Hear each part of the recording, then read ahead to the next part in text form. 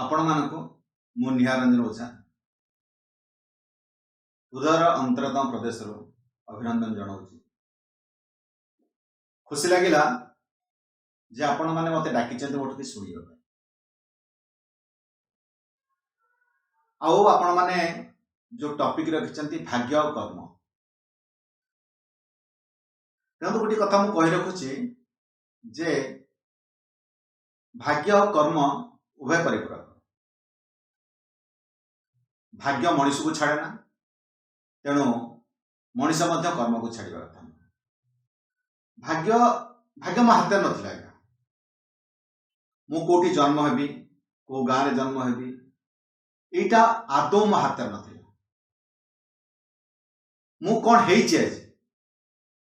प्रत्येक सुजोग जहाँ भाग्य दृष्टि आसू तार सुविनियोग करवा आउ से अनुसार कर्म करवा से मो हाथ एणु मु तो कहबी मो जीवन में जहाँ घटी हुए तो भाग्य हो पारे किंतु मु जहाँ सेटा संपूर्ण रूप में कर्म उपर बेस कर कारण जदि मु सब भाग्य उपर छाड़ी देता हुए तो मुझे अपंतरिया गाँव में को एक अनामध्यान गाँव में जहाँ को ओडिशार मानचित्र ना खोजिले मिल न था से जगह मु जन्म होती बढ़ी से पानी पवन को निंदा करूना किंतु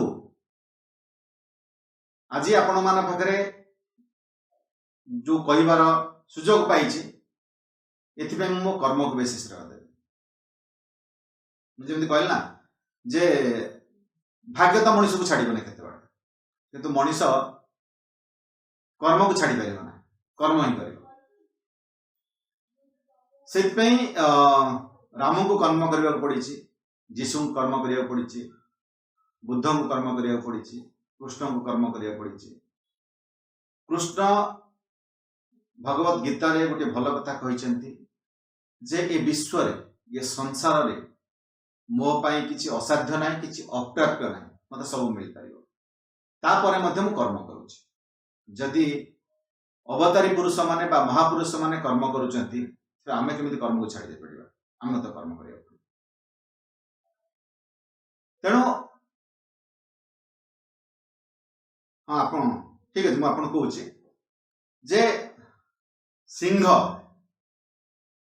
शोई हरिण बुलुची सिंह भी बुलुची हरिण बुलुची सिंह आग को हरिण आसी भाग्य हो पार सिंह ए हरिण को स्वीकार कर कि छाड़ीदेव यहाँ संपूर्ण रूपे सिंहर पुरुषार्थ और कर्म।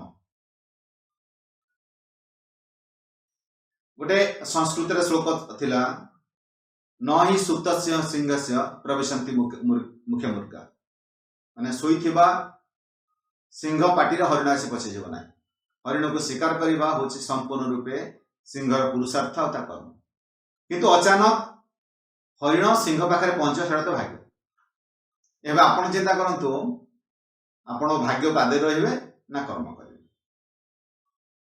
से जमी गोटे प्रश्न पचारि जे संपर्क कौन से संपर्क आपण जीवन को पलि आसे संपूर्ण रूपे भाग्य संपूर्ण रूपे आपको आपण कर्म करें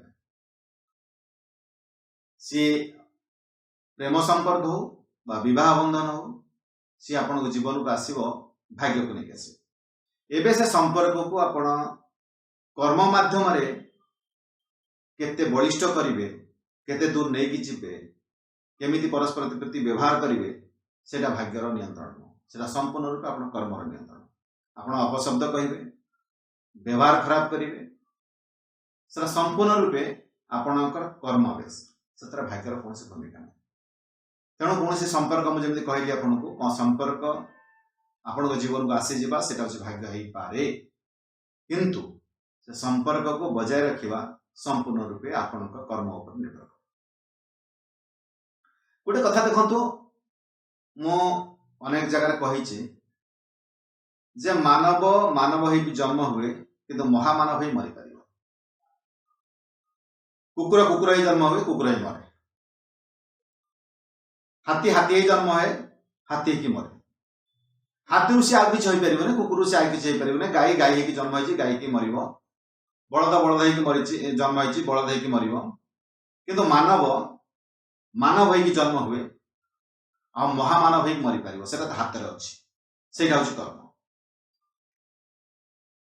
ଯେମିତି ଆମେ ଜନ୍ମ ହେଇଛନ୍ତି, ଆପଣମାନେ ଜନ୍ମ ହେଇଛନ୍ତି, ସେମିତି ଦିନେ ବିବେକାନନ୍ଦ ଜନ୍ମ ହେଇଥିଲେ, ରାମକୃଷ୍ଣ ଠାକୁର ଜନ୍ମ ହେଇଥିଲେ, ମହାତ୍ମା ଗାନ୍ଧୀ ଜନ୍ମ ହେଇଥିଲେ, ଯୀଶୁ ଜନ୍ମ ହେଇଥିଲେ, ବୁଦ୍ଧ ଜନ୍ମ ହେଇଥିଲେ।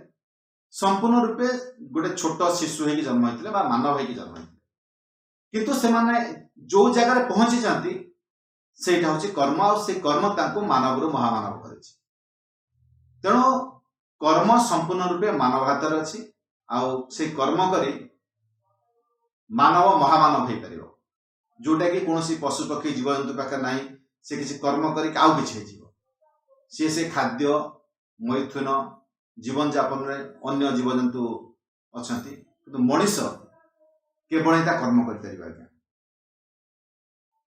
କର୍ମକୁ ଛାଡ଼ି ଆପଣ କେବେ ବି ତିଳେ ମାତ୍ର ରହିପାରିବେ ନାହିଁ।